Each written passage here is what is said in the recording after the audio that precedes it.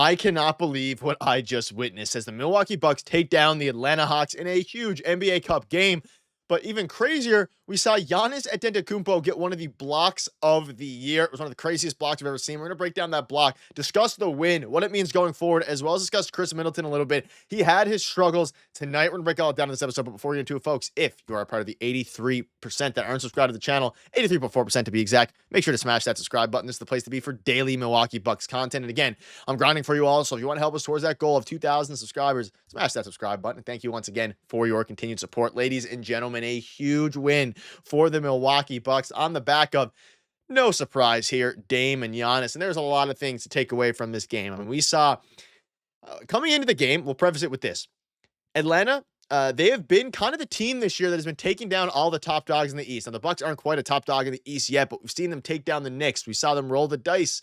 Trae Young roll the dice in the Knicks logo. We've seen all these different things happen. And coming into this game, we were thinking, hey, will the Milwaukee Bucks fall to, the Atlanta Hawks, a team that has been kind of, beats good teams and loses the bad teams? Wasn't the case tonight. They broke the curse.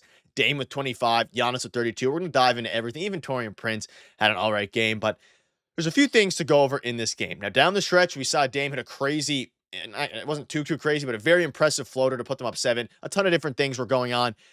The game was good, and there is some work to be done, specifically regarding Chris Middleton, which we'll dive into, of course, as this video goes on. But I love what I'm seeing from the young guys, and even Ajax. They are keeping Ajax in the lineup, and he just filled up the stat sheet. He had 5 points, 4 assists, 7 rebounds, and 2 steals. There's a reason they're keeping him in the starting lineup, even with Chris Middleton back. You look at it, and again, like I've been mentioning on this channel a million times, I've said it ad nauseum. Andre Jackson Jr. is not going to score the ball a lot. He doesn't even shoot that much, and he doesn't have to when you have Giannis and Dame playing together.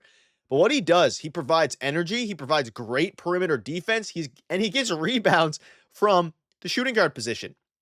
7 boards. He's facilitating, 4 assists. But most importantly, like I mentioned, he plays defense the way that we obviously wish Dame had the capability of doing, which isn't a slight against Dame at all.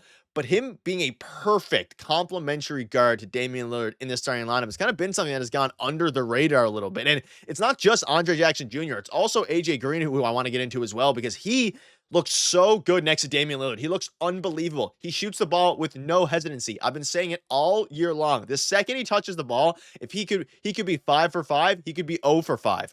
He's shooting it the exact same way. And he also has perimeter defense to go with it as well. So I'm loving what I'm seeing from AJ Green. And again, I think it's at the point now where you know what you're going to get from Ajax. You know what you're going to get from AJ Green. And with those guys, you're actually able to have a very solid bench. Gary Trent Jr. has been kind of stinking it up lately. He had no points tonight. No field goal. Sorry, I think he had a free throw. Yeah, he had a free throw. 1 point. But in a game where Chris Middleton looked horrible, Gary Trent Jr. looked horrible, AJ Green looked very good, gave you 9 points, you were still able to cloud the win. Now, a lot of that's because Giannis is the best player in basketball.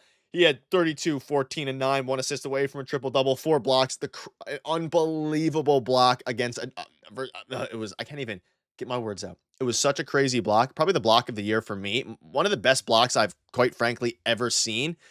And I want to give credit to Dame as well. His defense in crunch time was surprisingly good. He hit 5 threes. He hit his free throws in the clutch. Giannis, again, rough from the free throw line, but looked very dominant out there. And Giannis kept them afloat the entire game. We saw a crazy pull-up jumper from Giannis that, again, we're seeing that this year, especially from the mid-range game.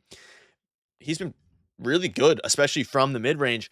But we're starting to look at it now and how this team is actually starting to stack up. And a lot of fans were thinking heading into this game, heading into this year, after this horrific 2-8 start or whatever the exact number was, that the team was washed and all these things. You're actually looking at a team now that's playing very good basketball. You have AJ Green, which I don't know if you would have been able to get and see how good AJ Green was without some of the injuries and some of the slumps that they have. So maybe it was a blessing in disguise to some degree, because AJ Green is a pure 3-and-D player. And when you actually look at AJ Green playing alongside Dame, he fits up perfectly. He spreads out the floor for Dame and Giannis. They always have AJ Green ready either in the wings or the deep corners for catch and shoot threes. And we saw tonight, AJ Green, in a fast break, took it himself, pulled up, no hesitation, because the defender was in the paint, expecting AJ Green to drive in the fast break. He pulls it up, obviously nails the 3. And it's those little things, completely collapsing the defense on you when you're shooting threes. Like, obviously, the defense is going to collapse on Giannis. Sorry. It's going to collapse on Dame because Dame's been driving a lot this year as well, which is something that's kind of gone under the radar. A sneaky play style out of him. Something I didn't really notice from watching his time in Portland is the amount he's actually been attacking the basket to go along with. Of course, he shot 14 threes tonight, 6 field goals, non-threes. Tonight was a bit less of an example than usual to make my point. But at the same time, if you're watching the games, you know he's driving a little bit more. But having a guy like AJ Green who's just a 3-and-D menace, and his defense, I mean, I would say underrated. Probably underrated by non-Bucks fans. I think Bucks fans at this point now know and have come to appreciate how good AJ Green is on the perimeter and perimeter defensively. So, I mean, he's just a perfect fit alongside, especially Damian Lillard. Dame drives. Dame has all the defense collapsing to him. You know you have an elite shooter and AJ getting ready. Giannis drives, driving kicks to the corner. We've seen it a ton of times. 9 assists tonight. And a lot of that is because when you go downhill, the defense has to collapse on Giannis. We know opposing coaches are going into this game planning for Dame and Giannis, specifically saying, hey, Giannis is going to go out there and he's going to drive. He's going to get his points. Make the other guys beat you. And they have been. Even in Taurean Prince's struggles as of late, 2 for 7 from 3. The team shot horribly from 3, 14 for 45.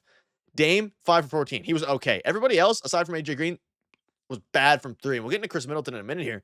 But I just want to give my props to AJ Green. He looks great alongside Damian Lillard. Andre Jackson Jr. starting to fit in well, sorry. And even guys like Brook Lopez on a night like tonight where he was one of the Bucks' best players. You needed someone to step up. Brook's been quiet as of late.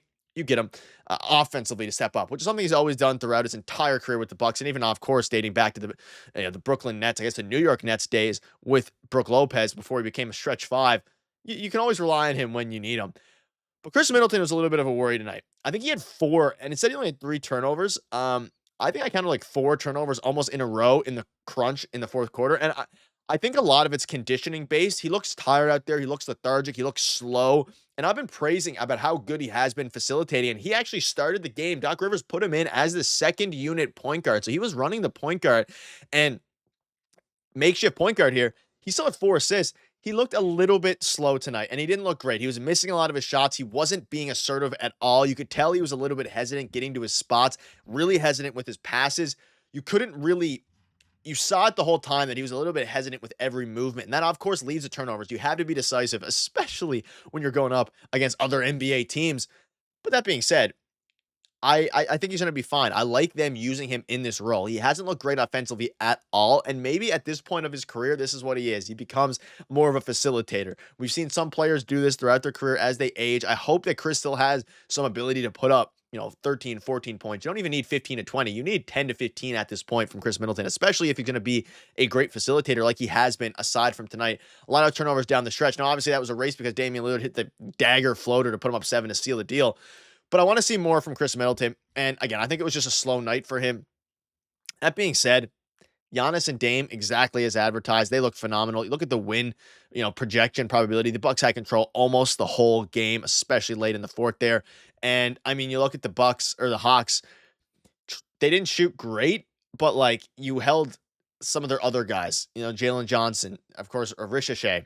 A lot of the guys, even Dyson Daniels, who was an elite defender, as we know, you kind of held everybody in check aside from Dame and, of course, DeAndre Hunter, who shot a lot for a bench player. So, again, he's used to starting. They're changing up the lineup a little bit, especially with Jalen Johnson's emergence. But the defense was great. The Bucks ultimately won in the back of Dame Lillard and Giannis Antetokounmpo. And I'm excited to see what they can do next with this team. But that'll wrap it up. Let me know down below what your thoughts are on this huge NBA Cup win. And remember, Darwin Ham, he's undefeated in the NBA Cup. Thank you guys for watching. See you later.